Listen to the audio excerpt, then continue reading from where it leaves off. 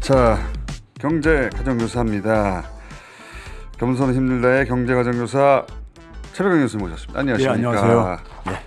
최백은 교수님, 최근에 제가 그 생각이 들더라고요. 4년 전에, 이거 이제 경제 얘기가 아닌데, 네. 4년 전에 많은 분들이 잊어버리셨을 것 같은데, 최백은 교수님이 더불어시민당에 더불어시민당을 창당한 주역이었어요. 그렇죠. 갑자기 그 생각이 저 들더라고요. 아, 맞다. 최백은 교수님이 예. 지금 이 시국에 가만히 있을 수 없다 그래가지고 예. 창당하셨잖아요. 예. 창당하셔가지고 그때 공천이라는 과정도 지켜보셨지 않습니까? 예. 그리고 그때 무슨 일이 있었냐면은 지금 이제 소수 정당들이 7개, 8개 모여가지고 민주당에 이제 10개 내놔라, 뭐 15개 내놔라 그런 얘기가 있지 않습니까? 비례를 내놓으라는 거죠. 근데 그때는 그렇게 소수 정당이 모인 게 아니라 개인들이었어요. 그죠? 그렇죠. 그러니까 공천을 하는 거였고 지금은 소수 정당이 모여 있는데 공천을 하는 과정에서도 아주 작은 정당이 있긴 있었어요. 그렇죠. 그 정당들도 자기 의석을 굉장히 요구했잖아요. 그렇죠. 그러니까 그 과정을 저는 직접 겪지 못하고 이제 교수님한테 전해 들었는데 와, 이게 조종하기 진짜 힘들고 욕망이 장난 아니라고. 그렇죠. 그렇죠. 예. 근데 지금 7개, 8개를 어떻게 조정한다는 거죠? 아이, 그거 안 됩니다. 제 경험으로 볼 때는. 그러니까. 예.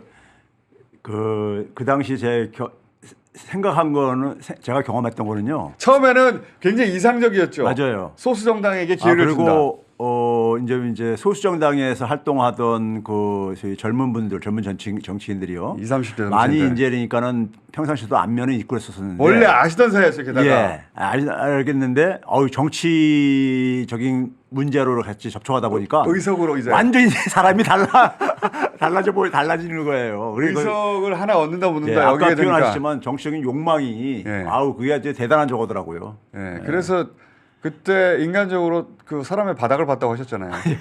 그래서 제가 그 당시 시민당 대표로 취임하면서 제가 일성을 얘기한 게 여기서는 아무도 의석 못 갖는다. 예, 우리까지 만약에 여기 가게 되면은 시민당에 관여했던 사람들은 여기서 비례의석 갈 생각하지 마라. 하고 선을 그었죠. 그걸 제가 선을 그어버렸었습니다. 여기는 플랫폼 역할만 한다. 하고선 그걸 제가 이제 실망 많이 했겠죠. 그었기 때문에 그 당시에 거기에도 이제 그러니까는 배지를 기대하고 그렇죠. 몰려든 사람이 굉장히 많았었거든요. 실망 많이 했겠지. 예, 그렇죠. 그런데 그렇게 안 했으면은 그렇게 조정이 안 됐죠. 난리 없어. 저희부터 다 내려놓고 했기 때문에 그게 가능했던 거예요. 근데 이제 그때는 교수님이 당을 만드셨고 플랫폼을 만드셨고 그러고 나서 이제 알고 있던 후배들 또는 뭐 시민운동하는 사람들 많이 도와주셨잖아요. 그렇죠. 평상시에 많이 그리고 정당 운동하는 젊은이도 많이 도와주셨고 그런 분들이 다 이렇게 신청을 했어요. 신청을 했는데 제가 보지는 못했는데 듣기로는 그렇게 진보적이고 그리고 이제 국가 미래를 걱정하던 분들이 의석수 앞에 가니까 그렇죠. 야바이가 됐잖아요, 다. 맞아요. 그 욕망이 무섭더라고요. 그게 그 전에는 안 보였었는데. 안 보였는데. 이게 선거가 되니까 딱 이게 노출되더라고요. 그래서 그분들하고 다 인연이 끊어지셨죠. 거의. 제가 너무 충격을 받아가지고. 근데 그게 지금 한 7개 모여 있다는 거거든요. 이거 어떻게 조절해? 안 됩니다. 안 됩니다. 조절 못 해요. 누구한테 한석 주고 누구한테 두석 주고 이거 가지고 조절 안 돼요. 그거. 그 당시도 그러니까는 지금 이맘때쯤부터 한창 그랬었거든요. 그러니까 시간이 지금 시간표가 비슷한 거예요. 비슷하죠. 그걸로 제가 시간표를 역순으로 해가지고 보게 되면 안 됩니다. 근데 교수님 살 빠지고 막 입술 부르트고 막 맞아요. 맨날 전화 받고 도망 다니고. 일반 청취자들은 그러니까 그걸 그냥 멀리서 강 건너 불구경하듯이 가는데 현장에서는 이게 수많은 정치적인 욕망들이 충돌해가지고 그게 충돌하기 때문에 그게 만만치가 않습니다. 그러니까 제가 최근에 이번에는 이 연동형으로 이 많은 세력들을 조정하는 건 불가능하다라고 생각하는 이유가 교수님이 겪는 걸 옆에서 봤거든요. 맨날 괴로워가지고 나 이거 못 해먹겠다고 맨날. 근데 그때보다 훨씬 더 많은데 어떻게 조정합니까? 그러니까요. 안 돼요. 안 됩니다. 예. 제가 보기에도 절대 안 돼요. 예. 자, 너 한석해, 나 두석 할게. 이거부터 조정이 안 돼요. 예. 그리고 너가 1번에 내가 3번 할게. 그리고 합의를 받다가도요. 네. 바로 그 다음에 깨져요. 또 엎어버리고 바로 깨져요. 예, 바로 엎어버리고 한석 더 달라 그러고. 좀 전에 사인했는데 그러니까. 30분 후에 말이 바뀌어요. 예, 그러니까요. 어이구. 자, 이번 주 경제계 뉴스 뭡니까? 예, 그거보다 책 갖고 나왔습니다. 지난주에 공지를 했듯이 드디어 자, 나왔습니다. 화폐 권력과 민주주의. 대한민국의 경제의 근본 문제하고 해법을 제가 다 여기다 담았습니다. 못 담았기 읽었어요. 때문에 여러분들 관심들 자, 가져보세요. 오랜만에 최고현 교수님 책 나왔습니다. 최고현 교수님 책이 경제 분야에서 보통 요즘 책이 10,000권 안 나가거든요. 예. 예.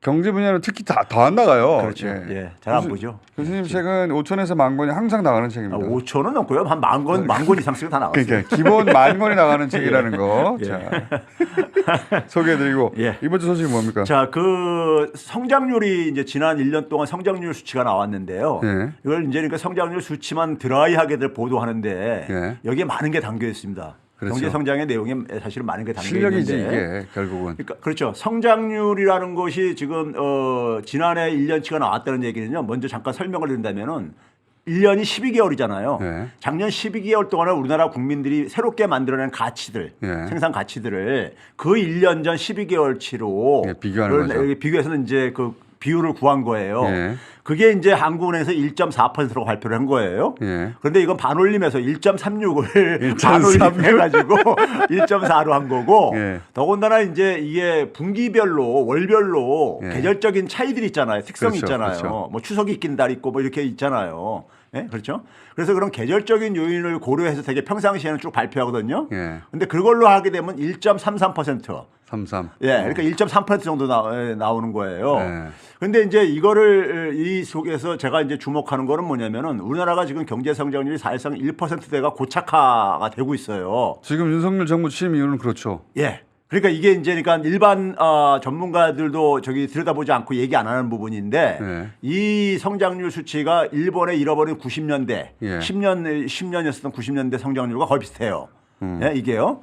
자, 그러면 지금 제가 그림에 이제 지금 보여주고 있는데 제가 빨간색으로 순수한 윤석열 정부 기간 동안이라고 이제 그 한 것이 예. 예를 들면 그러니까는 4분기니까요. 네. 작년 4분기에 그러니까는 4분기를 하게 되면 작년 1월 달부터니까는 예. 되는데 그 만약에 윤석열 정부는 2022년 2분기에 시작했잖아요. 저 5월달부터 시작했죠. 정확하게는 5월 달부터 시작했잖아요. 네.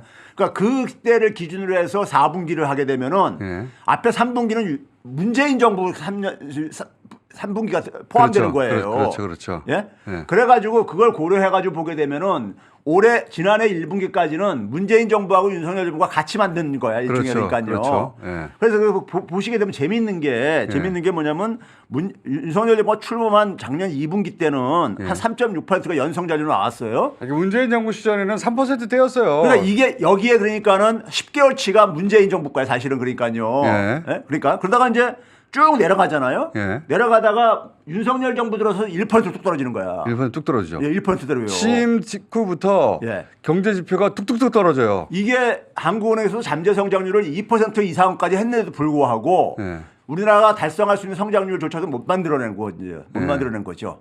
그래서 이게 쭉 떨어져 가지고 지금 이제 1% 초까지 쭉 떨어진 거예요. 떨어졌는데 여기서 이제 우리가 이제 뭐 언론들에서는 그러니까 일본한테 역전 뭐 이런 얘기 나오고 그러지만은 예. 그 문재인 정권 때 다음 아마 저기 자료 좀 한번 좀 보여줘 보세요. 보시게 되면은 이게 이제 그러니까는 그 아직 4분기 발표한 게 선진국가 중에서 미국하고 우리나라뿐이 없어요. 아하. 중국이 발표됐지만은 중국은 뭐 선진국 취급이 안 되고 그러니까는 아하. 그래서 이제 3분기까지로 보게 되면은 이 윤석열 정부 기간 때 보게 되면은 일본한테도 역전됐고 이미 됐고 OECD 평균에 보게도 미치지 못하잖아요. 미치지 못하고. 미국한테는 한참 못 미칩니다. 못 미치고. 근데 이제 과거 문재인 정권 때 조중동에서 뭐라 했냐면은 미국은 그러니까 경제가 성장할수록 네. 성장률이 떨어지는 경향이 있거든요. 그렇죠. 경제 규모가. 그래서 미국하고 우리나라가 거의 비슷해지고 막 그런다고 해가지고 그렇죠. 그거 가지고 엄청 공격했었어요. 맞아. 미국보다 어떻게 못하냐. 그냥 못하냐 이렇게 미국은 인식만 우리보다 경제 규모가 10배나 큰데. 그렇죠. 이런 그런 막 식으로. 사설로도 쓰고 막 그랬었다고요. 맞아요. 그런데 지금은 보게 되면요. 네. 지금은 보게 되면 이게 이 이제 앞에 거 다시 보여주세요. 아직 얘기가 안 나왔으니까. 예, 자. 이게 보게 되면은 작년 3분기까지 해도 보게 되면은 한국하고 미국을 봐보세요. 네, 격차가 크죠. 격차가 굉장히 크잖아요. 예. 그렇죠? 근데 그러니까 그런 기사 안 나오죠. 안 나오죠. 예. 이제 문재인 그 정부 얘기 안 시절 하죠. 비교해 보자고 이거. 그렇죠. 예. 그다음 이제 그 그림 보여줘 보세요. 문재인 그림 정부 보여줘 보시면 문재인 정부 기간 때 5년 동안입니다. 이게 5년 정확하게요. 5년 동안에 보게 되면은 미국보다 높았잖아요. 일본하고는 어쨌든 비교도 안 됐어요. 일본은 비교도 안 되고 원래 비교 대상이 아니었었고. 그렇죠. 일본은 경제 침체가 오래됐기 때문에 네. 잃어버린 10년, 잃어버린 20년, 잃어버린 30년 계속 늘어나고 있었는데 예. 그러니까 미국보다 높았었단 말이에요. 어쨌든 간에요. 예. 높았는데 그다음에 한번 봐보세요. 윤석열 정부에 들어와가지고 한번 봐보세요. 윤석열 정부 들어와서 보시겠는데 지금 끔찍한 게요. 작년 1년만 보게 되면은 한국이 1.36%고요. 미국이 3.11%니까 2배 차이 나잖아요. 예. 그다음에 윤석열 정부가 출범한 2022년 3분기부터 보게 되면 거의 2배 차이 나잖아요. 미국이 우리보다 2배가 더 앞서고 2배 이상 앞서고 있는 거예요. 그러니까 윤석열 그 문재인 정부 시절에 예. 미국하고 비슷하다고 욕먹었거든요. 예. 근데 실제로는 미국보다 조금 더 앞섰어요. 그렇죠. 누적으로. 예. 근데 미국이 지금은 완전히 절반도 안 돼요. 그리고 일본보다 지잖아요, 이제. 그러니까 일본한테 진다는 게 말이 됩니까? 아, 진짜. 그런데 여기에 대한 이제 가장 큰 원인이 뭐냐면요. 네. 재밌는 게 우리가 그 뉴스공장에서 계속 얘기했었지만은 소위 말해가지고 탈중국 반러시아의 그렇죠. 비용이 그대로 담겨 있어요. 아, 그대로 합니까? 그대로. 그대로 담겨 완전 있어. 그대로죠. 담겨 있어요. 예. 더 첫째 뭐냐면 한국의 수출액을 보게 되면 2021년보다도 좀 못한 상태입니다. 작년이요. 예. 못한 상태인데 코로나 때보다 못해요. 예, 그러니까 근데 그 다음 거 봐보세요. 예. 중국 수출액을 보게 되면은 2011년보다도 못해요. 다 10년을 뒤로. 12년이 후퇴, 12년이 후퇴한 12년이 거죠. 후퇴됐구나. 12년이 후퇴했죠. 경제는 계속 성장하고 있는데 그렇게 같이 성장해야 되는데 후퇴하고 그렇죠. 있어요 지금 예. 중국은. 12년 전으로 후퇴를 했잖아요. 예. 그다음에 우리나라 수출 시장에서 2위가 미국이 아닙니다. 일반 시청자 잘못 알고 있는데 아세안 시장이에요. 아시안 시장. 아세안 시장도 한번 봐보세요. 그 다음 걸 보시게 되면은 아세안 시장도 2012년 이전 순으로 갔어. 아세안 시장조차도요. 그렇죠? 네. 자, 그럼 이렇게 됐을 때 성장률을 우리가 계산을 할 때는요. 민간이든 정부든 간에 소비하는 거, 그다음에 투자하는 거, 그리고 무역입니다. 무역은 수출에서 수입을 뺀 걸로 거되는데 그렇죠. 수출에서 수입을 뺀 게 무역 수지지요. 예. 그러니까 무역 흑자냐 적자냐 이거잖아요. 그럼 우리가 이게 지금 화면에 아직 안 올라왔는데 화면을 한번 보여줘 보세요. 이게 뭐냐면은 중국에 대한 무역 수지예요. 예. 무역 수지인데 2021년 문재인 정권 마지막에 때는 243억 달러 흑자였었어요. 중국을 상대로. 예. 그런데 이제 작년에는 180억 달러 적자가 돼버렸죠. 중국에 대해서요. 예.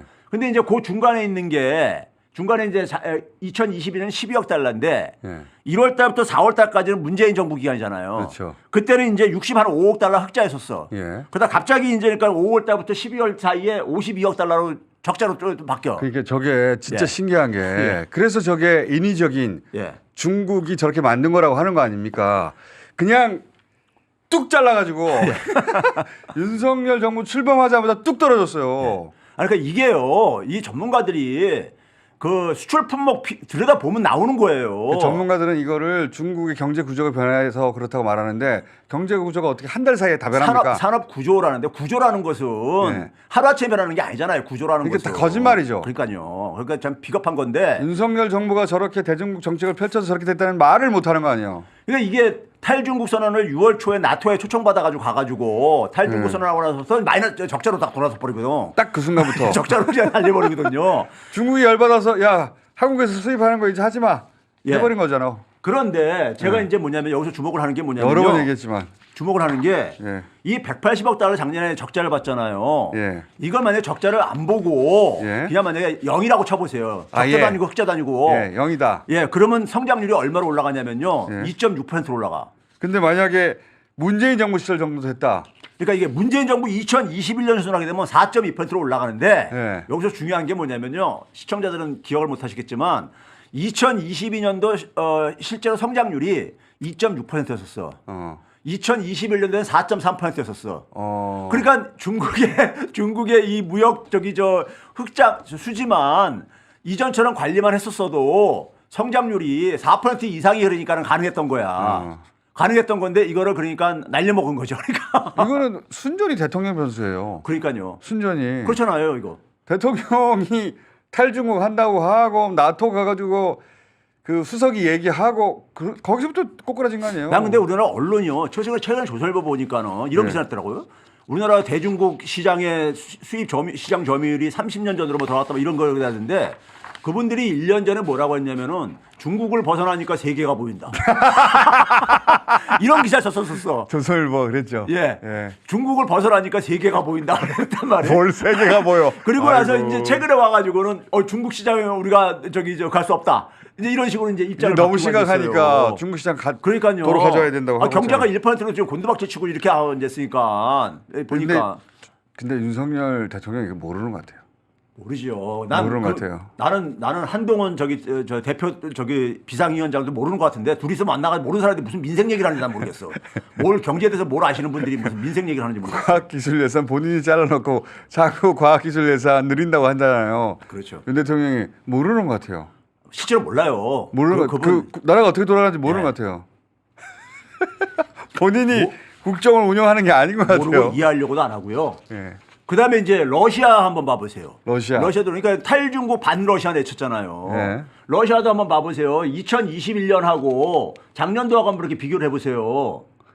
그 우리나라 수출액은 또 그러니까 3분의 1이 줄어들고 절반이 돼버렸네요. 네? 거의. 저기 전체 수입액도 보게 되면 거의 절반은 뚝 떨어졌잖아요. 그렇죠. 이게 그러니까 소위 윤석열의 가치외교의 이게 그러니까는 결과인 거야. 비용인 거야. 비용인 거죠. 그래가지고 성장률이 그러니까는 이거 그 한국이 일본보다 잘 나가던 한국을 일본에 잃어버린 10년으로 갖다가 집어넣어 버린 거예요. 던져버린 그래서 거예요. 얻어질 가치가 뭐가 있습니까? 그러니까 말이에요. 자기 개인이 그러니까 나가서 그러니까 나토에서 폼 잡는 거 가지고 국가 경제를 이렇게 나락으로 그러니까는 그러니까 이거 폼이 잡히지도 않아요. 전문가들도 사실은 그러니까 이렇게 빠르게 1%대로 진입할 줄은 생각도 못했는데 지금 상당히 심각한 겁니다. 경제가. 이거 전쟁 났을 정도에는 있을 일이잖아요. 네. 아니, 일이잖아요. 그 갑자기 그러니까는 성장률이 그러니까는 되게 잠재 성장률은 서서히 이렇게 떨어지기 마련인데 이게 그러니까 갑자기 절반으로 뚝 떨어져 날아가 버린 거야 그냥 갑자기. 아니, 윤석열 대통령 취임하자마자 대중국 무역이 마이너스가 순식간에 돼버린다는 게 그게 어떻게 경제 구조하고 관련이 있어요. 그러니까 중국의 무역 수지를 그러니까는 진짜. 2022년이나 2021년 비교하니까요 성장률 그때 성장률 돌아가더라니까 수치가. 교수님 이제 돌아가실 때가 됐습니다. 화폐가 올렸고 민주주의 나왔습니다. 예. 자 오늘 여기까지 하겠습니다.